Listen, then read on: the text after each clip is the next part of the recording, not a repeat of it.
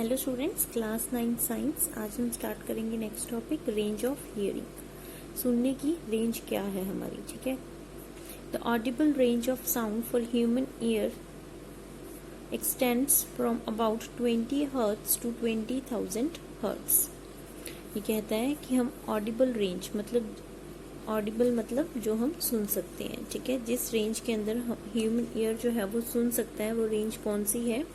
20 hertz frequency से लेके 20,000 hertz frequency तक हमारी जो ईयर है उसकी क्षमता है कि उसको वो सुन पाएगा, उस साउंड को। Children under the age of 5 and some animals such as dogs can hear up to 25,000 hertz, ठीक है। जो छोटे बच्चे होंगे जिनकी एज 5 साल से कम है, या फिर कुछ एनिमल्स जैसे कि डॉग्स होंगे, उनकी हियरिंग कैपेसिटी क्या होती है? ज़्यादा होती है, ठीक है। तो वो कहाँ तक सुन सकते हैं? अप टू 25,000 हर्ट्ज तक वो सुन सकते हैं। As people grow older their ear become less sensitive to higher frequencies. तो जैसे जैसे एज बड़ी होती है, ग्रो ओल्डर मतलब बड़े होते हैं, बूढ़े होने शुरू हो जाते हैं, तो उनके जो कानों की जो क्षमता है वो क्या हो जाती है? कम होने लगती है सुनने की क्षमता, मतलब हायर फ्रिक्वेंसीज को वो अच्छे से नहीं सुन पाते। Sounds of frequencies below 20 Hz are called infrasonic sound. ऐसी साउंड्स जिनकी फ्रीक्वेंसी जो है वो 20,000 से कम होगी, उनको हम कौन सी कैटेगरी में रखेंगे? इंफ्रासोनिक साउंड, या फिर उसको हम बोलते हैं infrasound. If we could hear infrasound, we could hear the vibration of a pendulum just as we hear the vibration of the wings of the bee. तो ये कह रहा है कि अगर आप इंफ्रा साउंड्स को सुन सकते हैं तो आप क्या महसूस करेंगे कि जैसे वाइब्रेशंस, जब कोई मक्खी है और वो उड़ती है, उसके पंखों के हिलने की आवाज जो होती है, उस तरह से आपको वो महसूस होगी।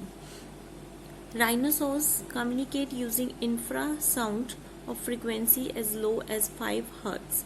जो राइनोसोर्स होते हैं वो इंफ्रा साउंड फ्रीक्वेंसी क्या करते हैं? यूज करते हैं एक दूसरे से कम्युनिकेट करने के लिए, मतलब एक दूसरे से बातचीत करने के लिए। तो उनकी जो फ्रीक्वेंसी है वो क्या होगी? Less than 5 hertz. Whales and elephants produce sound in the infrasound range. Whales होगी और एलिफेंट्स, ये भी कौन सी रेंज में सुन पाते हैं? कौन सी साउंड्स प्रोड्यूस कर पाते हैं? इंफ्रासाउंड रेंज जो है वो प्रोड्यूस कर सकते हैं। It is observed that some animals get disturbed before earthquakes.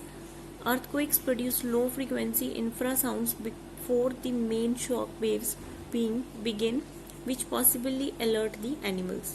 तो ये आपने सुना होगा कि एनिमल्स जो है उनको कोई भी अर्थक्वेक आने से पहले क्या होता है? उनको आभास हो जाता है कि कुछ दुर्घटना घटने वाली है।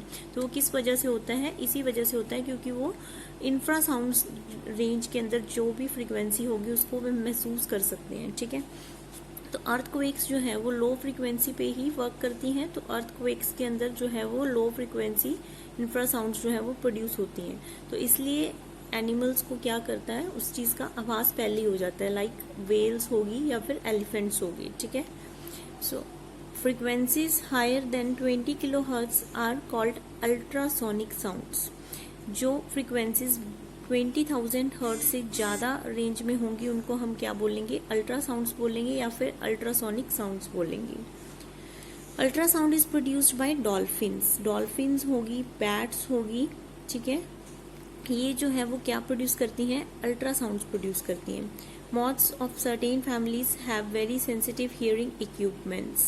So these moths can hear the high frequency squeeze of the bat and know when a bat is flying nearby and are able to escape capture. तो ये कह रहा है कि छोटे छोटे जैसे moths का मतलब यहाँ पे है कीड़े मकोड़े होते हैं उड़ने वाले, ठीक है। तो वो इन हाई फ्रीक्वेंसीज को सुन सकते हैं। तो जो चमगादड़ होते हैं, जो बैट होते हैं, उनके आसपास जो उड़ रहे हैं उनको पकड़ने के लिए, उनको खाने के लिए, तो वो उस चीज़ को महसूस कर पाते हैं अल्ट्रा साउंड फ्रीक्वेंसीज को, क्योंकि जो बैट है वो क्या प्रोड्यूस करती है? अल्ट्रासाउंड फ्रीक्वेंसीज जो है प्रोड्यूस करती है। तो उससे वो क्या हो सकते हैं? एस्केप हो सकते हैं, मतलब बच सकते हैं, अपनी जान वो बचा सकते हैं, ठीक है। Rats also play games by producing ultrasound. जो चूहे होते हैं वो भी अल्ट्रासाउंड्स प्रोड्यूस करते हैं, तो इस तरह से वो कोई गेम भी खेलते हैं एक दूसरे के साथ बाय प्रोड्यूसिंग अल्ट्रासाउंड्स। नेक्स्ट है हियरिंग एड। हियरिंग एड का मतलब है कि जिस पर्सन को सुनाई कम देता है, ठीक है, जिनके सुनने की क्षमता अब डिक्रीज हो चुकी है, जिनके जो ईयर है वो लेस सेंसिटिव हो गए हैं हायर फ्रीक्वेंसीज के लिए, तो उनके लिए पर्टिकुलरली हियरिंग एड यूज की जाती है, ठीक है।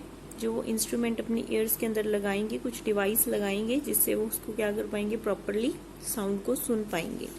So people with hearing loss may need a hearing aid. तो ऐसे पीपल जिनको सुनने में थोड़ी सी दिक्कत होती है, कम सुनाई देता है, उनके लिए हम क्या यूज करते हैं, हियरिंग एड यूज करते हैं। A hearing aid is an electronic battery operated device. The hearing aid receives sound through a microphone. जो hearing aid है उसके अंदर एक बैटरी भी लगी होती है, ठीक है, और उस एक साइड में उसके क्या लगा होगा, रिसीवर लगा होगा, मतलब जो साउंड को क्या करेगा, रिसीव करेगा। और कहाँ से करता है वो, माइक्रोफोन से। The microphone converts the sound waves to electrical signal. और जो माइक्रोफोन उसके अंदर लगा है वो क्या करेगा, कन्वर्जन का काम करेगा, कन्वर्टर की तरह वर्क करेगा। तो वो क्या करता है, साउंड वेव्स को इलेक्ट्रिकल सिग्नल्स के अंदर कन्वर्ट करता है।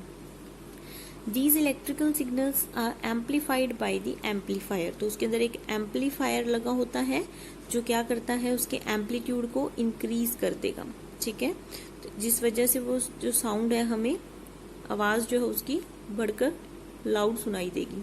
The amplified electric signals are given to the speaker of the hearing aid. तो वो जो amplified electrical signal जो उसने convert कर दिया, तो वो उसको सुनाई देगा। The speaker converts the amplified electrical signal to sound and sends the ear for the clear hearing, ठीक है। तो जो एम्पलीफाइड इलेक्ट्रिक सिग्नल था वो स्पीकर के पास जाएगा, तो मतलब एक साइड पे रिसीवर लगा है, दूसरी साइड पे स्पीकर लगा है, ठीक है। वो जो स्पीकर है फिर से क्या करेगा, कन्वर्जन का काम करेगा, इलेक्ट्रिक सिग्नल को किस में कन्वर्ट कर देगा, साउंड के अंदर कन्वर्ट कर देगा, और वही साउंड उसको क्या देगी, सुनाई देगी। तो जब वो साउंड उसको सुनाई देगी तो कैसी सुनाई देगी, बिल्कुल क्लियर सुनाई देगी, वो उसको आसानी से सुन पाएगा। Thank you. इसको एक बार रीड कर लेना।